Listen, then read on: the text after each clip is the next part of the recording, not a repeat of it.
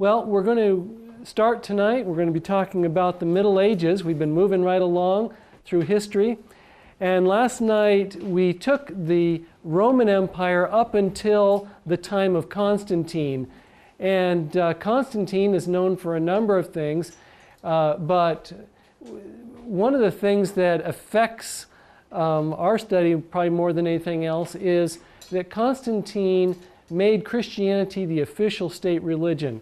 Up until then, the Roman Empire was pagan. They had these pagan deities that they worshipped. The Roman government actually sponsored and supported the temples to these different Roman gods at public expense. They maintained them. And, but Constantine, I'm sure you've heard the story of the Battle of the Milvian Bridge. And that's where he supposedly had this vision. He saw the sign of the cross up in the sky, and he heard the words, "In that sign you will conquer." And this was when he was fighting to become, he ended up becoming, emperor of the whole realm, whereas before that it had been split up into 4 different rulers. He ended up beating all the other 3 and became the emperor of the whole Roman Empire. But from that point on, he began giving favor to the Christians. And so eventually, well, in the year 313, he made an edict in Milan. It was an edict of toleration for the Christians. So at first, Christianity, which had been illegal during pagan Roman times, now Christianity was legal, and but then it actually became the official state religion eventually.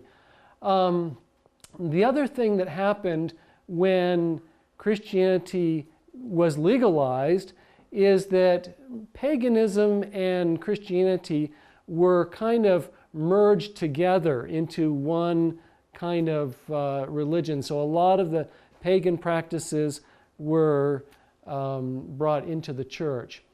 And then the other thing that we can mention about Constantine, as we mentioned last night, he moved the Roman capital to Constantinople. Let's talk about one other Roman emperor, and that's Theodosius. He was the last ruler over the entire empire. He enforced Catholicism throughout the empire. It was illegal to be anything but a Catholic. And he also, when he died, he left the empire to be divided between his 2 sons, East and West. And so we see then from that point on, there was the Eastern Roman Empire, which became known as the Byzantine Empire, although the Byzantines probably wouldn't have called it that. They simply called themselves Romans. But later on, we've referred to that as the Byzantine Empire. And then the Western Roman Empire. And so it was permanently split. That was 395 was when that split took place permanently. It had been on and off. There had been a split, but now it was permanently from that point on. And then the Western Empire got split up by all of these different, they called them barbarians simply because they didn't understand their language, but the barbarians moved in, these Germanic tribes that set up different kingdoms all over the Western Empire. So this is what it looked like about the year 500 AD.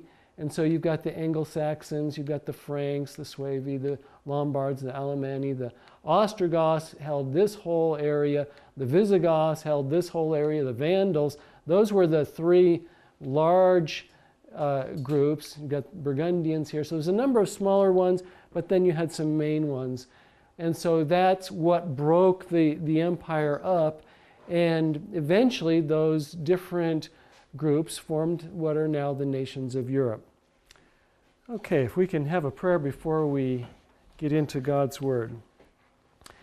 Father in heaven, we thank you that you have given us the Scriptures, especially the prophecies that hundreds of years before the events happened, you foretold exactly in fine detail what would take place. And as we study the scriptures now, we just ask for the enlightenment of your Spirit. Guide us and direct us in our study. In Jesus' name, amen. Okay, we're going to start here in Daniel chapter 2 on the front page of your folder. Remember, we had the image in Daniel chapter 2 of the different metals. Head of gold represented what kingdom? Babylon. Then the chest and arms of silver was Medo-Persia.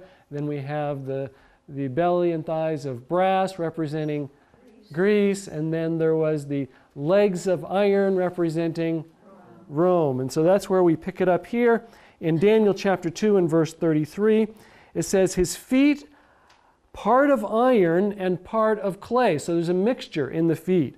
Part of iron and part of clay. Verse 41 explains it. It says, and whereas thou sawest the feet and toes, part of potter's clay and part of iron, the kingdom shall be divided, but there shall be in it of the strength of the iron, forasmuch as thou sawest the iron mixed with miry clay. And as the toes of the feet were part of iron and part of clay, so the kingdom shall be partly strong and partly broken. And whereas thou sawest iron mixed with miry clay, they shall mingle themselves with the seed of men, but they shall not cleave one to another, even as iron is not mixed with clay. It's interesting that each of the previous kingdoms, there was another kingdom that supplanted it. But when it comes to this change here, we don't have another major empire coming along and conquering Rome. What happened was Rome was divided. And that's exactly the description that the Bible gives. The kingdom shall be divided, and they shall not cleave one to another. They would not join together as a single government. They would remain divided for the rest of history, and that's why we don't have a united Europe today. And that's just because of those words of Bible prophecy.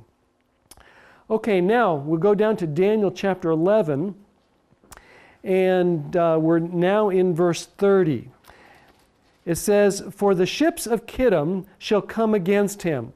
Now in Daniel chapter 11, remember, as the story goes through, we move from one ruler to another, but it still is talking, it's one storyline, but different players come along and fill the position that is described there. And in this case, this position that we're looking at in verse 30 is the position of the Western rulers. At first, in Daniel 11, we saw the Persian kings. Then we saw the Greek kings.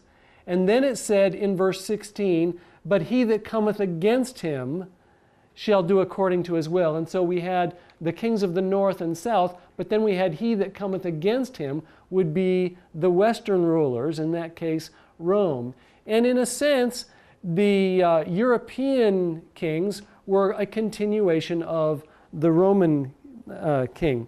So let's see what happens here. The ships of Kittim shall come against him. And many scholars understand this to represent these Germanic barbarians that came into the empire, that came in as settlers, basically, to have a part of what was going on there in the empire.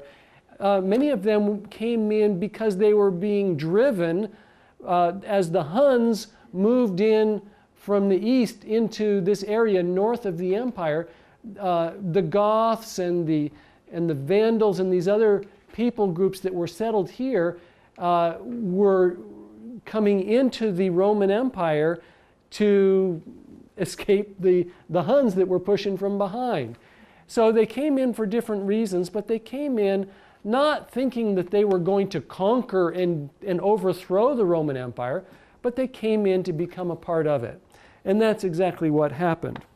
So the ships of Kittim shall come against him. And so I'm suggesting different names to show that if this happened at all, it happened to somebody. And so I'm suggesting names that show who these things actually happened to.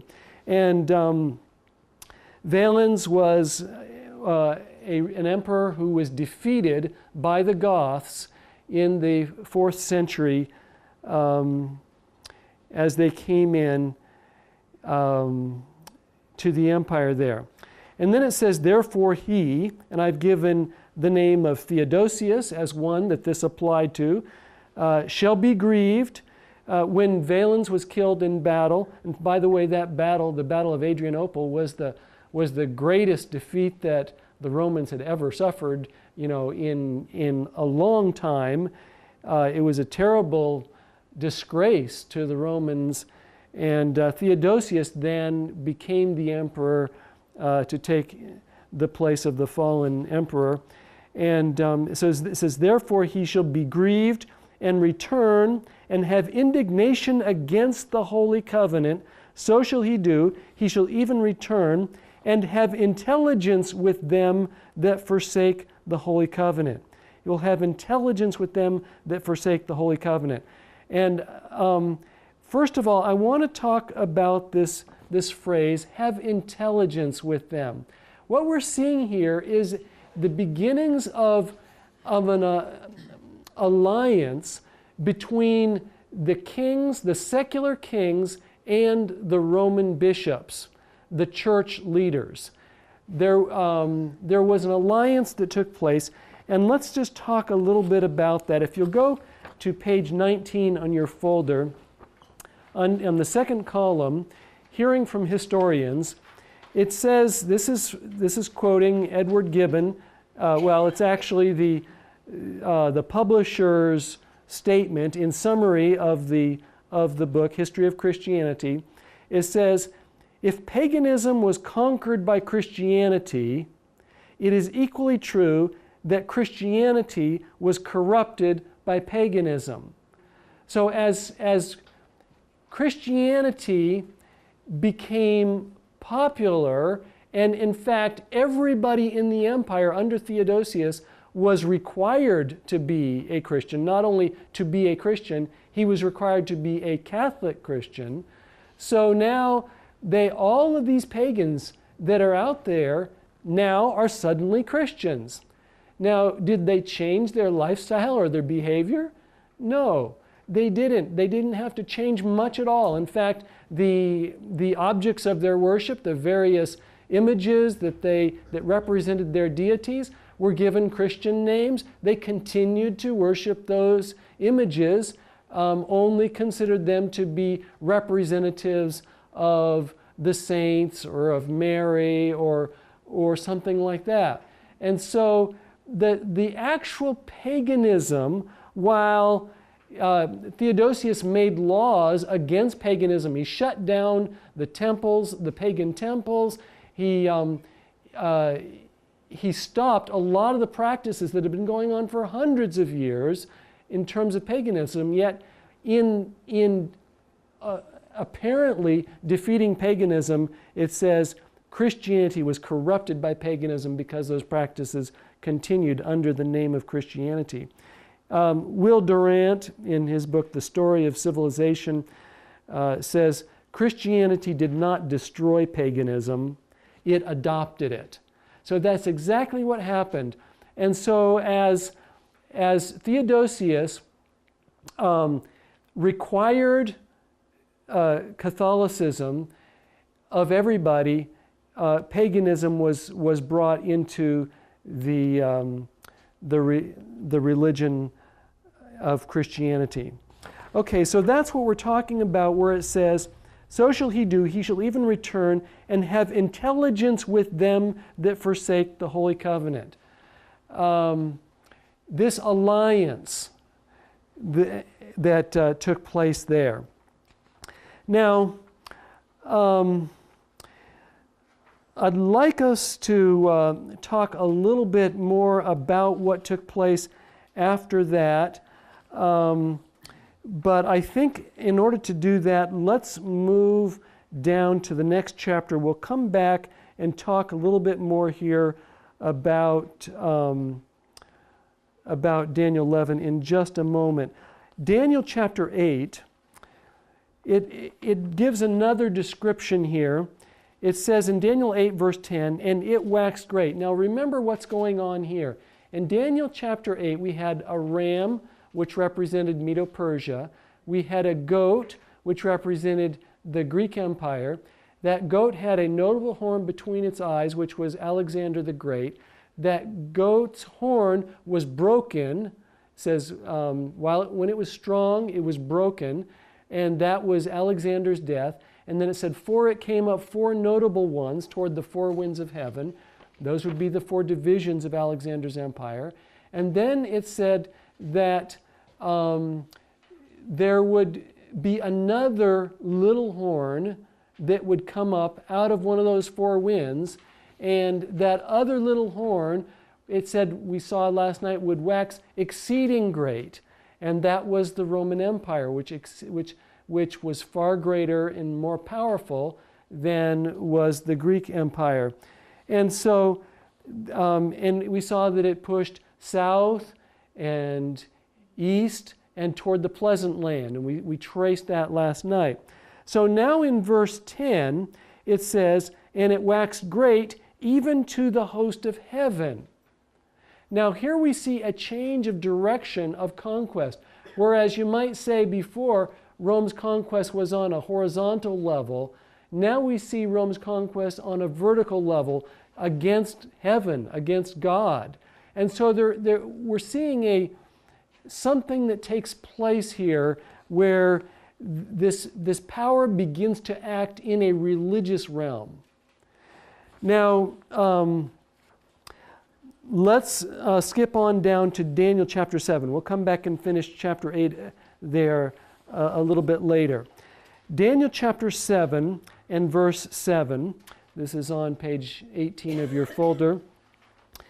Talking about this 4th beast. Remember, you had Babylon represented by a lion, Medo-Persia represented by a bear, the leopard represented Greece. The leopard had 4 heads representing the 4 divisions of the Greek Empire after Alexander's death.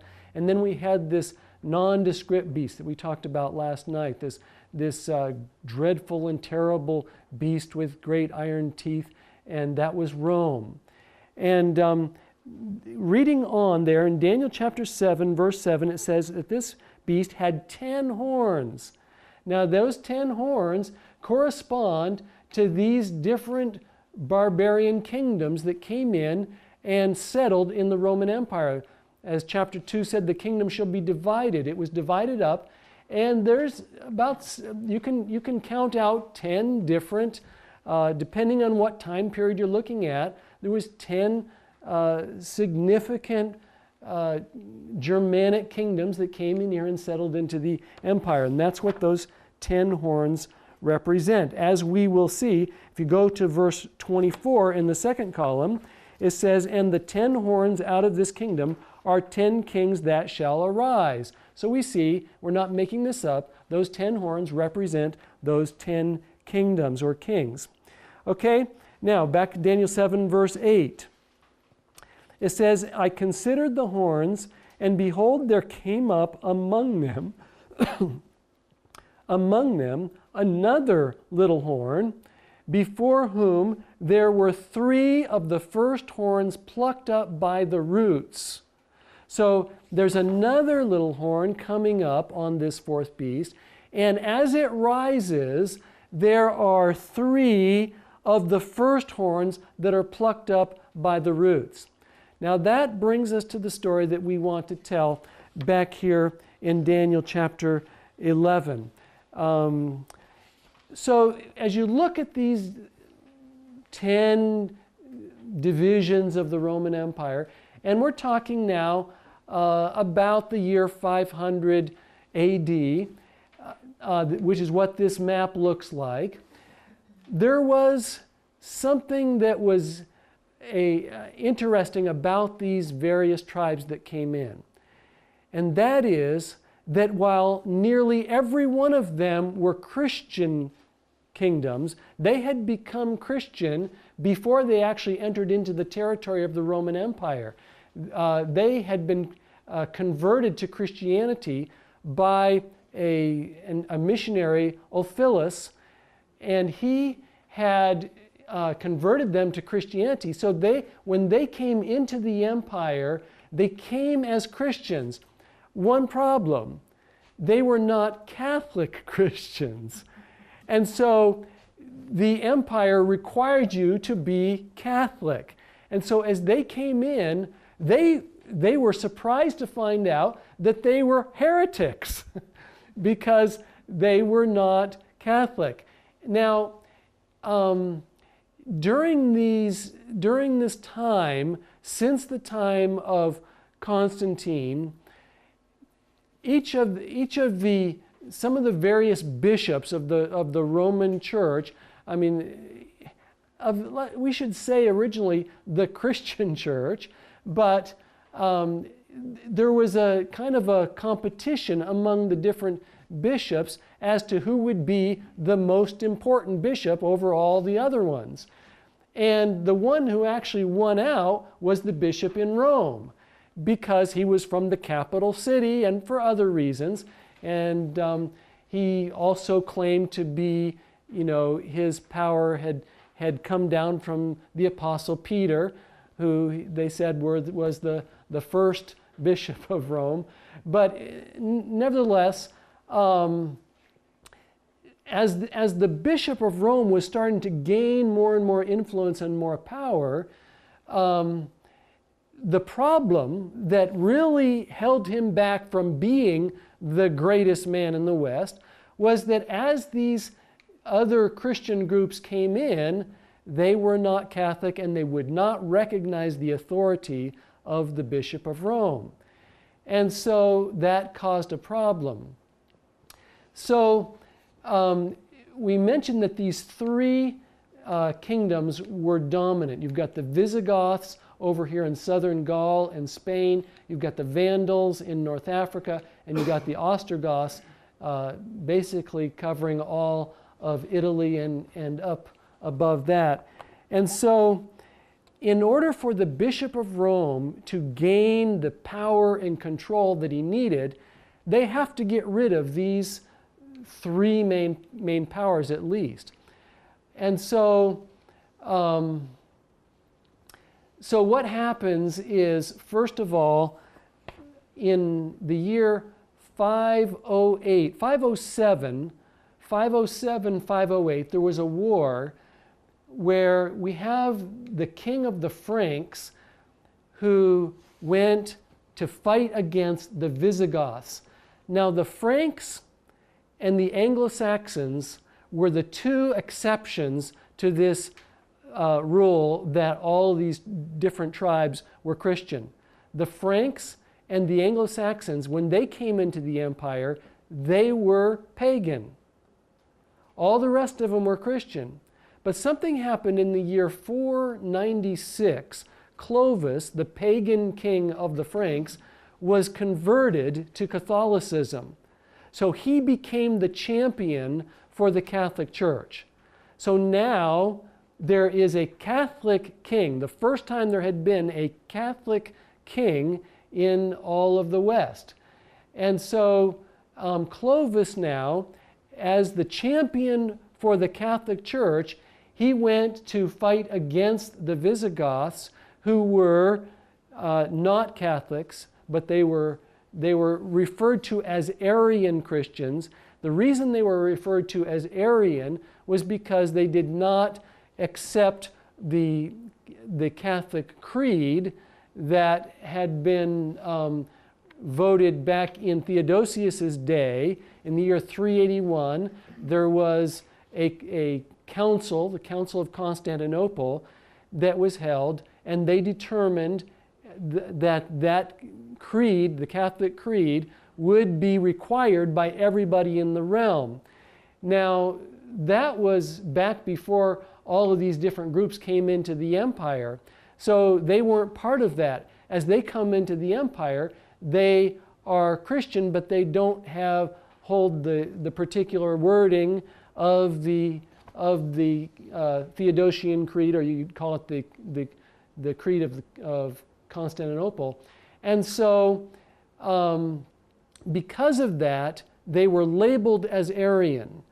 So these Arian Christians are now what is preventing the Roman bishop from having full supremacy. So in the year 508, the Visigoths were defeated and driven into Spain out of Gaul. Then in the year 533, the Eastern Emperor Justinian made a decree, and you can read part of that decree on the back page, page 20 of your folder, quote number 9 on the left side near the bottom there. And his decree says, "You are the head of all the holy churches." He is writing to the Bishop of Rome. "You are the head of all the holy churches, for we shall exert ourselves in every way to increase the honor and authority of your see." So this is the Emperor Justinian in the East giving authority to the Roman bishop, saying, "You are the head of all the churches." There was one problem, and that problem was that the Bishop of Rome could not exercise that authority because the Ostrogoths were controlling Rome, and they were not Catholic. So the next year, in 534, Belisarius, who was the general under the Justinian, the emperor, came to North Africa and defeated the Vandals. So notice how one by one these major powers are getting wiped out. First, the Franks, who have become Catholics, in 508 defeated the Visigoths, who were the major power over here. Then in 534, Belisarius defeated the Vandals, who were the major power here. And then in 538, Belisarius gained control of Rome, and the Ostrogoths had to give up their siege and depart from there. And there's a quote number 10 here, talks about that. In 538, the Ostrogoths had to abandon their position in Rome. So now by 538, all three of these major powers have been eliminated, and so now the Bishop of Rome can exercise the authority that Justinian had assigned to him in his letter. And so we date the Bishop of Rome's supremacy in the West from 538, when the last of these three kingdoms was uprooted, and that's the biblical term. So if you go back to Daniel chapter 7 and verse 8, where it says, "I considered the horns, and behold, there came up among them another little horn, before whom there were three of the first horns plucked up by the roots." So those three had to be defeated and subdued in order for the Bishop of Rome to come into power. So three of the first horns were uprooted or plucked up by the roots. Verse 20, "And of the 10 horns that were in his head, and of the other which came up, and before whom 3 fell." So that is the fulfillment of this prophecy, that 3 of those horns would actually have to be uprooted. And the dates and all that are in your paper here. So let's go back to the front page where we have Daniel chapter 11. And let's read verse 30 again. "For the ships of Kittim shall come against him, therefore he shall be grieved and return, and have indignation against the holy covenant. So shall he do. He shall even return and have intelligence with them that forsake the holy covenant."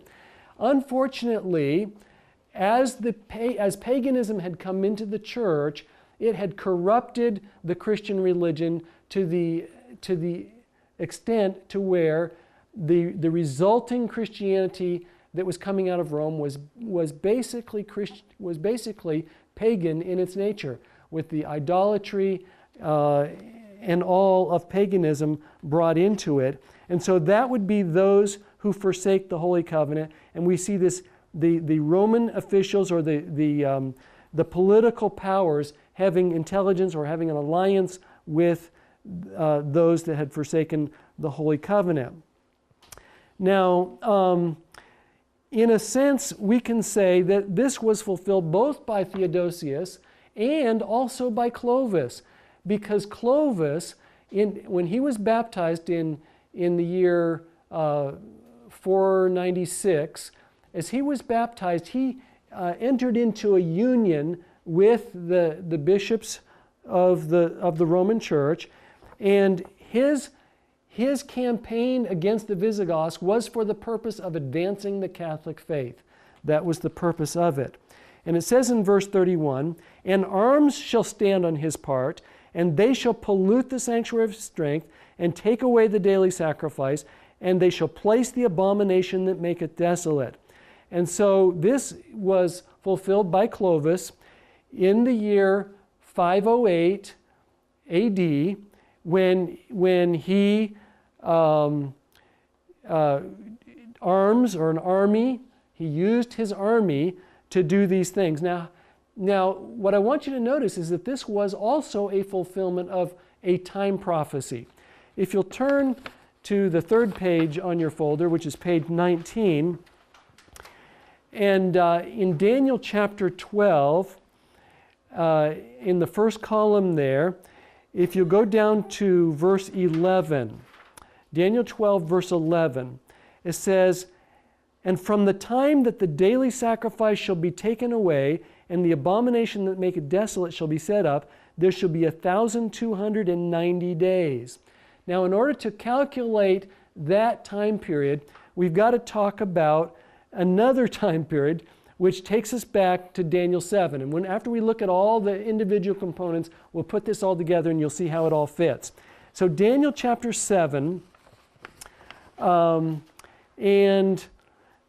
let's go to verse 20, because we've got to talk a little bit about this little horn in Daniel chapter 7. Daniel 7, verse 20. "And of the 10 horns that were in his head," this is the fourth beast, "and of the other which came up," that's that other little horn that came up, "and before whom 3 fell, even of that horn that had eyes and a mouth that spake very great things, whose look was more stout than his fellows." Now, this horn can be none other than the Roman papacy, because that is the only power that came into power. And in fact, if you look at the Dark Ages down through the whole Middle Ages, the most powerful person down through all that time was the Bishop of Rome, who was now being referred to as the Pope. So the Pope actually controlled kings. There's stories of how the German Holy Roman Emperor had to travel over the Alps in the wintertime to come to meet before the Pope, who was in the castle of Canossa in northern Italy here, and he had to actually, this emperor had to humble himself for 3 days out in the snow, barefooted and so forth, to do penance, because he had offended the Pope, and now he had to be brought back into favor of the Pope. This shows that the Pope was the most powerful man in the West during this whole time period. And so that is the power that essentially gained control. In fact, if you go to the back page of your folder, notice what it says in quote number 11 at the top of the second column. It says, "The Bishop of Rome, in the seat of the Caesars, was now the greatest man in the West, and was soon forced to become the political as well as the spiritual head." That's from Alexander Clarence Flick, his book, The Rise of the Medieval Church, page 168. And page 150 of that book, which is the next quote, it says, "Out of the ruins of political Rome arose the great moral empire in the giant form of the Roman Church." So this is the dominant power down through the Middle Ages. It was not another secular empire. It was the empire of the papacy. So that is the power that is described here as this other little horn in Daniel chapter 7. So let's go back to Daniel chapter 7, and it says in verse 21, I beheld and he made war with the saints. We saw at the end of verse 20 that he had a mouth that spake very great things, whose look was more stout than his fellows. In verse 21, I beheld in the same horn made war with the saints and prevailed against them. So here we see that this would be a persecuting power, persecuting the saints. If you go back to the quotations on the back page, quotation number 13, it says that the Church of Rome has shed more innocent blood than any other institution that has ever existed among mankind, will be questioned by no Protestant who has a competent knowledge of history. That's W.E.H. Lecky, History of the Rise and Influence of the Spirit of Rationalism in Europe, page 40 of volume 2. So it is, the papacy admits that at least 50 million people were killed for not going along with their rules, their doctrines, and so forth. And evidence suggests a lot more. If you start adding them up, you can probably come up with closer to 100 million individuals who were slaughtered because of their opposition to the Church of Rome. So that's where it says here in Daniel 7 and verse 21 that he made war with the saints.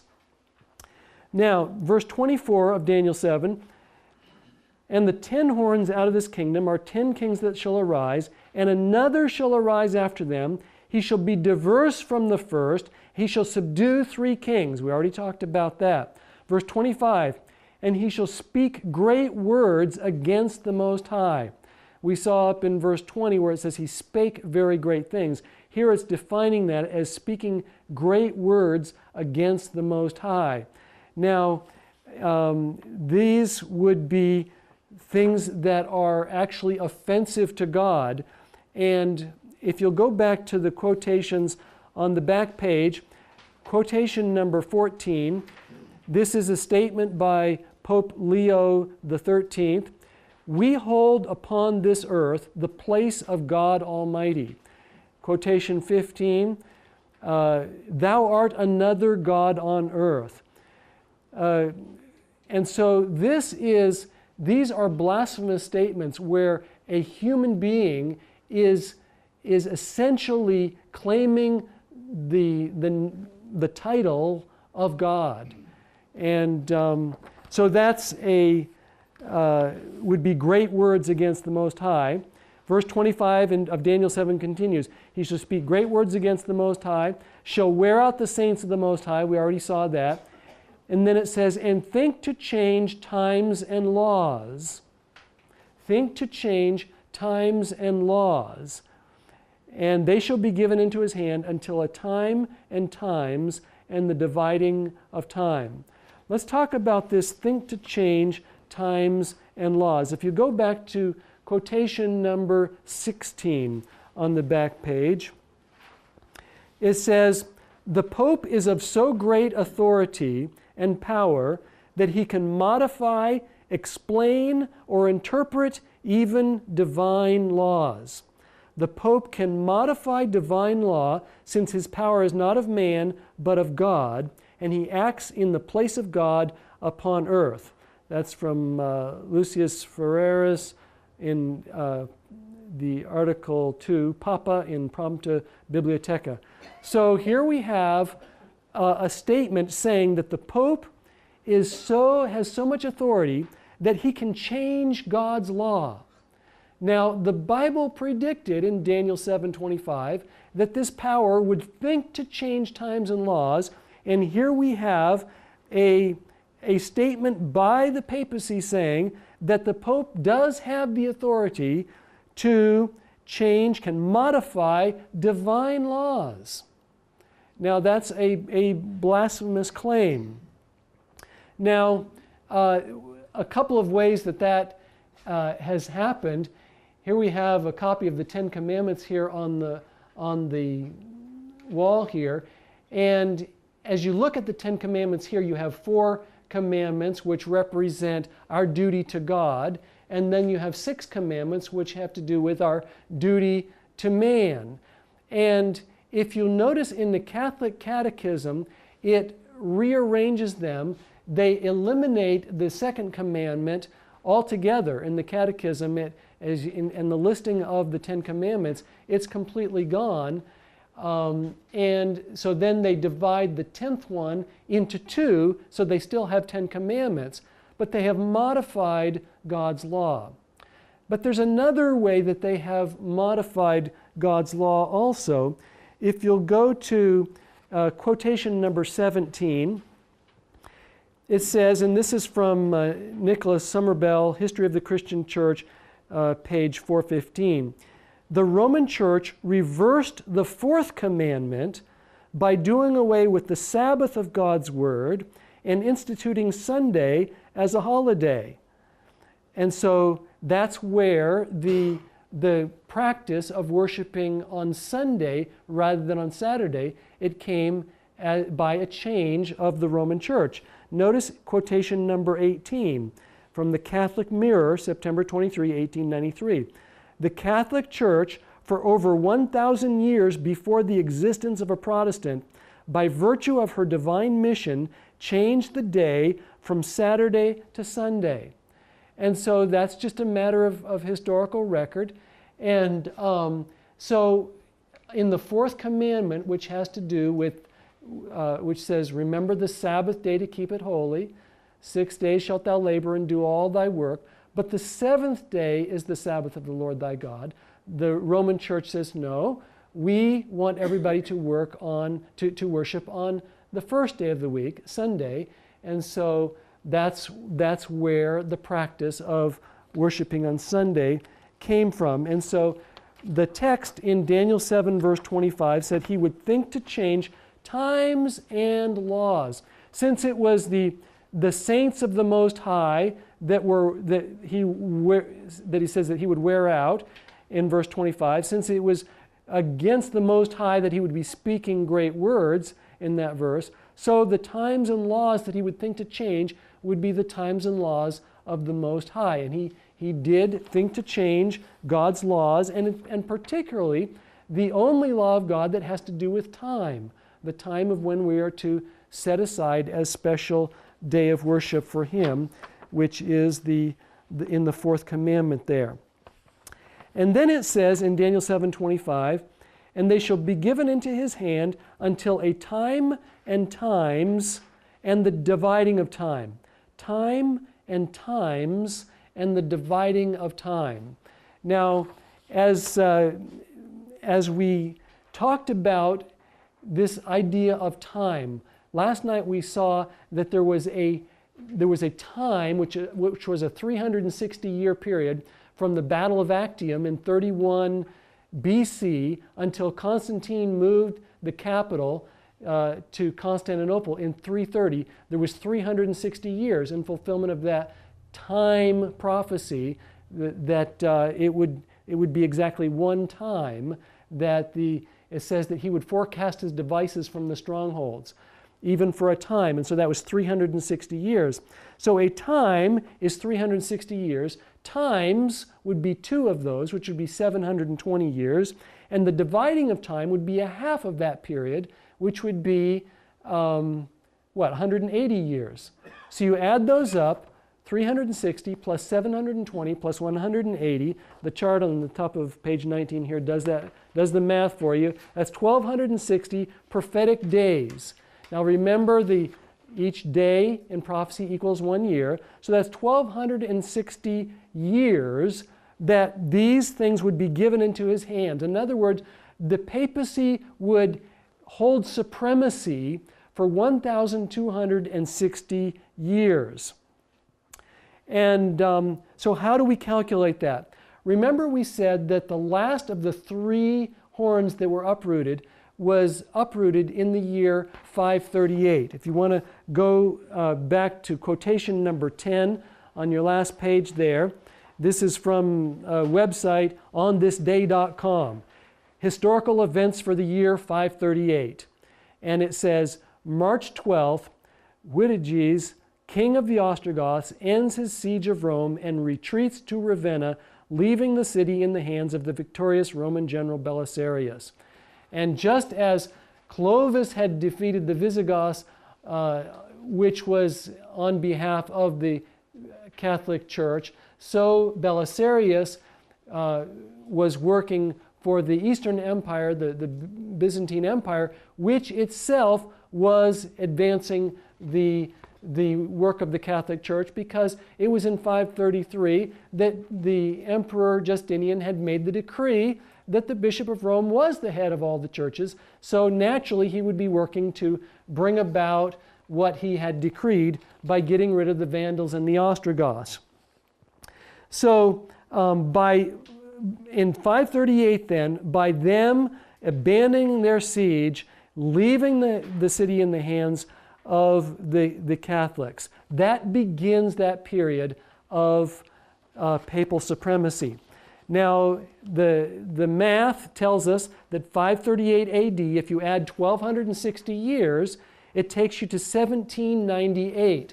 1798 would be the end of that 1,260 year period. So what would have happened in 1798 that would have brought an end to the Pope's supremacy? Well, we have a couple of quotations, 19 and 20, that explain that out.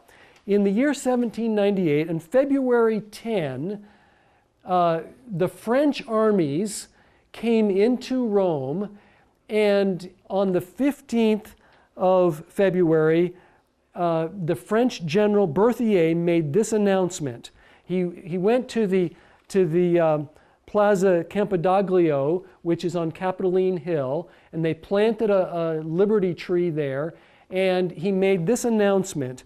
This is the French general Berthier, and he says, "The Roman people have reassumed their right of sovereignty by proclaiming their independence, restoring the government of ancient Rome, and constituting the Roman Republic.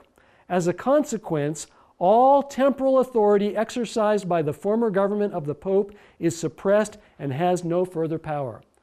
So February 15, 1798, the French, who had 5 days before just moved into with their army into Rome, the French are now declaring that the government of the papacy is abolished.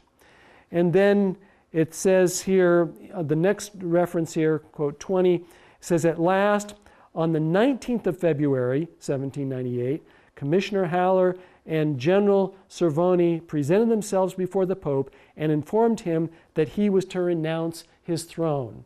And the next day, the next morning, which was the 20th of February, they escorted him from the city, and he ended up dying in France. And when that happened, the world looked on, because this is in light of the events of the French Revolution. The French Revolution had totally shaken Europe, and the French had basically rewritten the map of Europe. And now, when we see the Pope actually taken captive, the world basically considered the papacy as dead. And so that was the ending point in the year 1798. So we have a clear marker of start and a clear marker of ending of this 1260 years of papal supremacy. Now let's go back to Daniel chapter 12, and we'll try to pull these other dates into there real quickly here. Daniel chapter 12, verse 5. This is the top of page 19. It says, "Then I, Daniel, looked, and behold, there stood other two, the one on this side of the bank of the river, and the other on that side of the bank of the river. And one said to the man clothed in linen, which was upon the waters of the river, how long shall it be to the end of these wonders? So the setting here of Daniel chapter 12, this is after the explanation that the angel has been giving Daniel all through chapter 11. And then there's a little discussion and dialogue that takes place between Daniel and Gabriel, the angel, after the end of Gabriel's description of what was going on. And that's what's going on. And so Daniel hears this question saying, how long shall it be to the end of these wonders?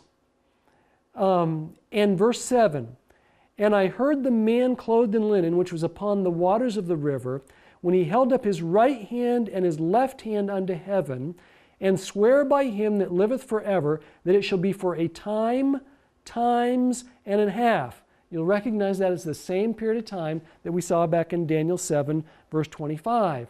So the question is, how long is it going to be until the end of all of these things that we've been talking about? And the answer is, it shall be for a time, times and a half, which is 1260 years. And when he shall have accomplished to scatter the power of the holy people, all these things shall be finished. Verse 8, and I heard, but I understood not. Then said I, this is Daniel talking, O my Lord, what shall be the end of these things?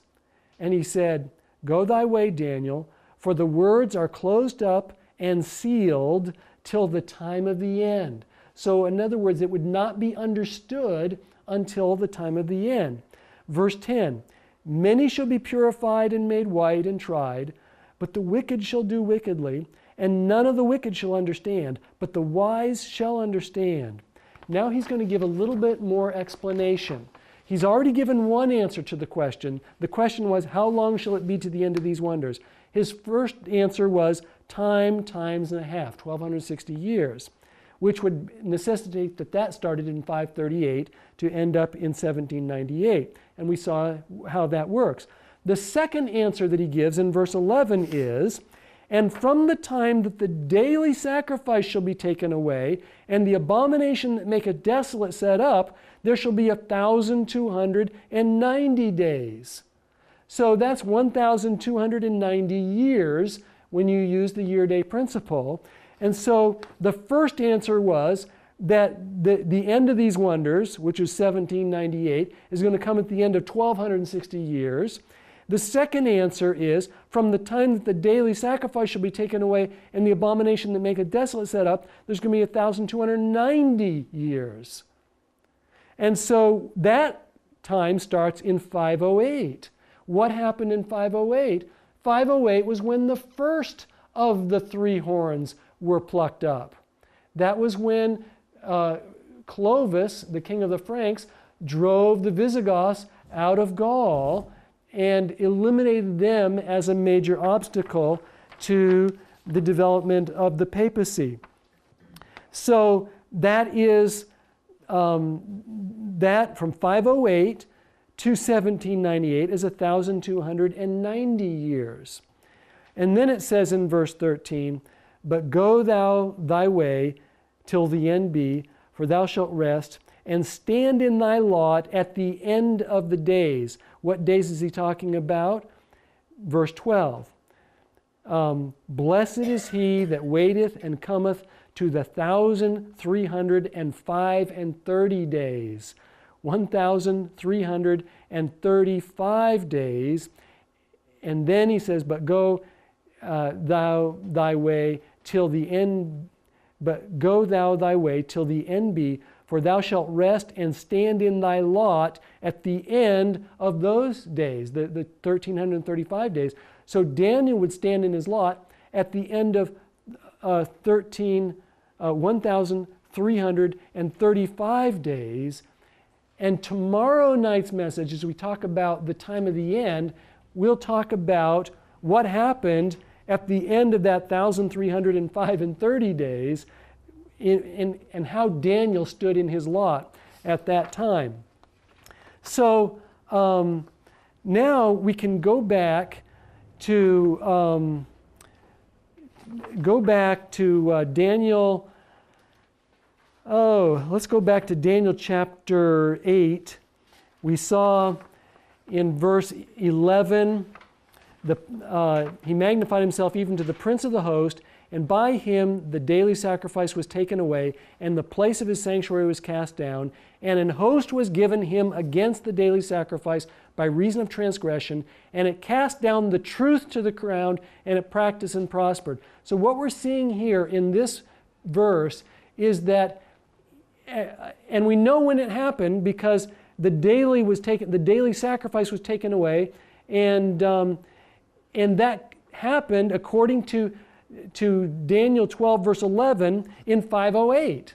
Now that we have our dates established by looking at Daniel 12 verse 11, it tells us that this happens in 508 because it's 1,290 years before 1798, which is 1,260 years after 538. So this verse in Daniel 8, verses 11 and 12, has to happen in 508. And that is the very year when Clovis's conquering of the Visigoths was complete. And I do have some quotes in here that I'm not reading that tell about Clovis and what he was doing, but you can read all of those quotes. So in 508, this daily sacrifice, by the way, that word sacrifice is not in the original Hebrew. It was supplied by the King James translators. We could say that the daily was taken away. But notice verse 12 of Daniel 8, where it says, "An host was given him." That's another translation says armed forces or an army was given him. So this is Clovis's army. And it says, it cast down the truth to the ground. So the net result, net effect of these developments was that truth was suppressed. And verse 24 says, "And his power shall be mighty, but not by his own power. He shall destroy wonderfully, and shall prosper, and practice, and shall destroy the mighty and holy people. And through his policy also shall he cause craft to prosper in his hand. He shall magnify himself in his heart, and by peace destroy many. And he shall also stand up against the prince of princes, but shall be broken without hand." And tomorrow night we'll talk about how he was broken without hand. Back to Daniel 11, let's just finish this off real quickly on the front page. So we saw in verse 31, arms would stand on his part. This is Clovis's army. They shall pollute the sanctuary of strength, take away the daily, and place the abomination that maketh desolate. That happened in 508 according to Daniel 12 verse 11. And then going on from there, "And such as do wickedly against the covenant shall he," so the he is still these rulers. Now, what had happened here, we didn't really mention a whole lot why we're talking about Clovis, the king of the Franks. If you go back to quotation number 3 on page 19, on the second column there, it was the Franks alone of all the German tribes who became a wide power in the general history of the Middle Ages. It is to them that the political inheritance of the Roman Empire passed. To them came the honor of taking up and carrying on, roughly to be sure, and far less extensively and effectively, but nevertheless of actually carrying on the political work which Rome had been doing. So who inherits the storyline in Daniel 11? But it's the French, because to them passed the political inheritance of the Roman Empire. And so that's why we're talking about Clovis. And as we continue on down through Daniel chapter 11, we see that the French kings are the ones that the pronoun is referring to. So, "And such as do wickedly against the covenant," that would be the same ones as up in verse 30, those who have that forsake the Holy Covenant. We're talking about the Roman bishops. "Such as do wickedly against the covenant shall he," and I've named here Pepin, Charlemagne, and their successors, these are the French kings, "shall he corrupt by flatteries. But the people that do know their God shall be strong and do exploits. And they that understand among the people shall instruct many. Yet they shall fall by the sword and by flame, by captivity and by spoil many days." This is that persecution of the many thousands and thousands of people that were put to death because they would not go along with what the church taught. Verse 34, now when they shall fall, they shall be holpen with a little help, but many shall cleave unto them with flatteries, and some of them of understanding shall fall to try them, and to purge, and to make them white, even to the time of the end, because it is yet for a time appointed. And the king shall do according to his will. And as I look at this, what king would this fit? And I've suggested that Louis XIV fits this precisely. The king shall do according to his will. He shall exalt himself and magnify himself above every god, and shall speak marvelous things against the God of gods, and shall prosper till the indignation be accomplished, for that is determined shall be done. One of the things that Louis did was he revoked the Edict of Nantes, which was an edict of toleration for Protestants in France. And when he did that in 1685, suddenly Protestantism was illegal in France. And so all of the Huguenots had to flee out of France. And it was a terrible time. And so he basically eliminated Protestantism. And that act set up the conditions that eventually led to the French Revolution. And so verse 37 says, neither shall he regard the God of his fathers. And I've said and this is what many historians and theologians have suggested, that this is talking about revolutionary France. Neither shall he regard the God of his fathers, nor the desire of women, nor regard any God, for he shall magnify himself above all, nor regard any God. During the French Revolution, they had this atheistic movement that came in there, and they actually outlawed the Bible and all religion. So neither shall he regard any God, for he shall magnify himself above all, and in his estate shall he honor the God of forces, and a God whom his fathers knew not shall he honor with gold and silver, with precious stones and pleasant things. Thus shall he do in the most strongholds with a strange God, whom he shall acknowledge and increase with glory, and shall cause them to rule over many, and shall divide the land for gain. Well, our time is up tonight, but you've got a lot to study here and to digest. And tomorrow night, we're going to be, is our last class for this particular session. We're going to be looking at the time of the end. And don't miss tomorrow night. Some fascinating things. In fact, I'm going to say the most important session of this entire series is tomorrow night, as we look at what the book of Daniel says would happen in the time of the end. And so that's what we're going to be looking at tomorrow night. And we're also announcing, I want to hand these out, that in just a couple of weeks, we're going to start another seminar on Revelation. So if you're interested in the book of Revelation, starting on April 4, we've got